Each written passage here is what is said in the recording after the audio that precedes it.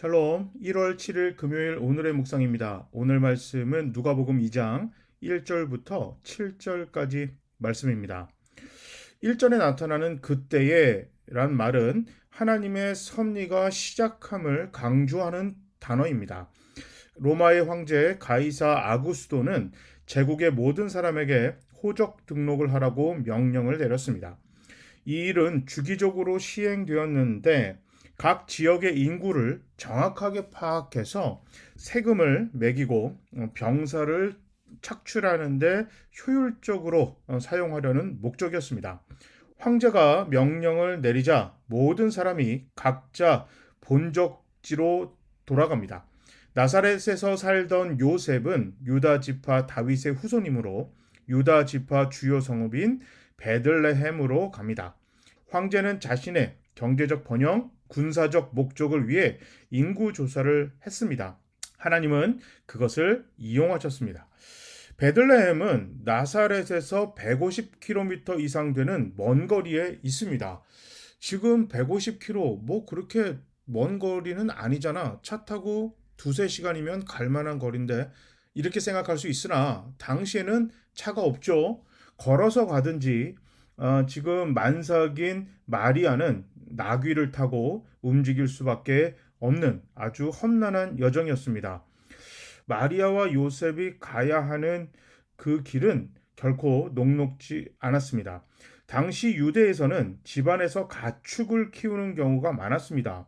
마구간을 보면 구유가 말이나 소나 동물들이 먹는 음식통이 고정되어 있잖아요. 그런데 당시에는 고정되어 있는 그런 구유도 있었고 움직이면서 동물들에게 밥을 줄 수레 같은 구유도 있었습니다.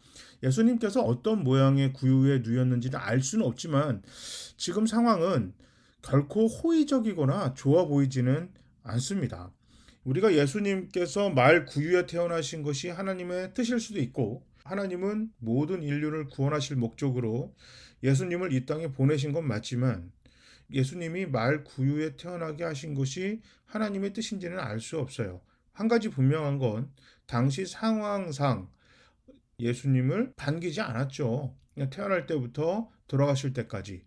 하나님께서 우리 모두를 구원하실 하나님의 계획은 모든 사람들한테 환영받는 일은 아니었다. 모든 사람은 모르겠지만 확실한 건 당시 이스라엘 사회에서 그닥 환영받는 일은 아니었다. 이것을 기억하셨으면 좋겠습니다.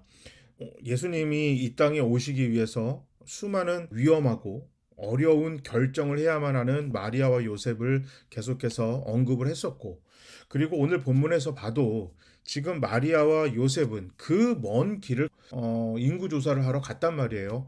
그런데 해산할 날이 다가왔는데 머무를 곳이 없어서 여관에 방이 없어서 짐승들이 먹고 자는 곳에서 예수님을 낳을 수밖에 없었고 그 예수님은 동물들이 먹는 그 구유 안에 동물들이 먹는 밥통 안에 예수님을 넣을 수밖에 없었다. 이 상황을 보면서 이게 마리아와 요셉의 헌신과 수고 그리고 그 가슴 아픔이 그 어려운 상황에서도 예수님을 가장 안전하게 보호했고 정말 잘 키우는 그것을 봤을 때 우리가 예수를 전하고 또 교회에서 어린 아이들, 청소년, 청년들 또 새신자들을 양육하는 것이 어떤 시스템 또 그동안 신앙생활을 우리는 잘해왔으니까 보고 배워라. 그냥 단순히 쉽게 이야기할 것은 아니구나. 이것을 오늘 본문을 통해서 배울 수가 있습니다. 우리도 누군가의 희생과 헌신으로 하나님의 자녀가 되었고 또 신앙의 선배들의 그 노력과 우리를 향한 그 배려로 인해서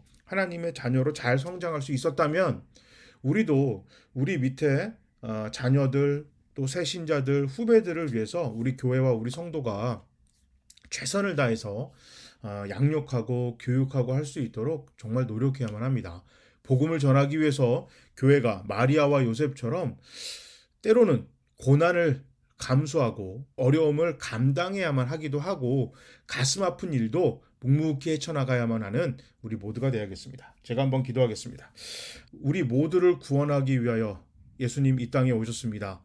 그러나 당시 이스라엘은 예수님을 맞을 준비가 전혀 되어 있지 않았고 예수님을 환대하지도 않았습니다. 예수님이 태어나서 눕힐 변변찮은 장소도 없어서 짐승의 우리에서 짐승이 먹는 밥통에 예수님을 누일 수밖에 없었습니다. 이 일을 오롯이 감당해야만 했던 요셉과 마리아의 헌신을 우리가 기억하여서 우리 교회와 우리 모두는 마리아와 요셉처럼 복음을 위해서 신앙의 양육을 위해서 최선을 다하는 우리 모두가 되겠습니다. 성령님 도와주시옵소서. 예수님의 이름으로 기도합니다. 아멘. 오늘 하루도 하나님이 이루실 은혜와 축복과 기적을 기대하면서 우리 믿음으로 힘차게 걸어갑시다. 모두 샬롬.